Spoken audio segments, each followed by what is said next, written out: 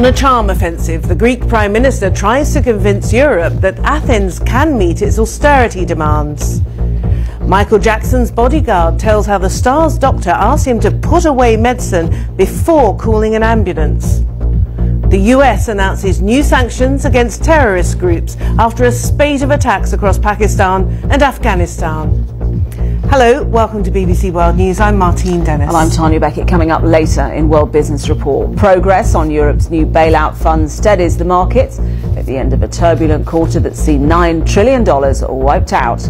Plus, the European Central Bank's other headache, rising inflation in the Eurozone as it faces growing calls to cut interest rates.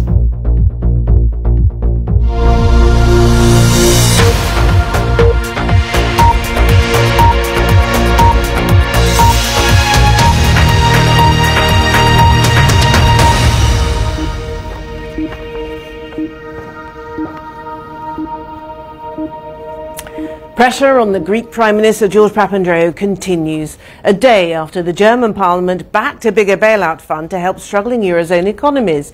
He's trying to convince his fellow leaders that his country can meet the austerity demands imposed upon it.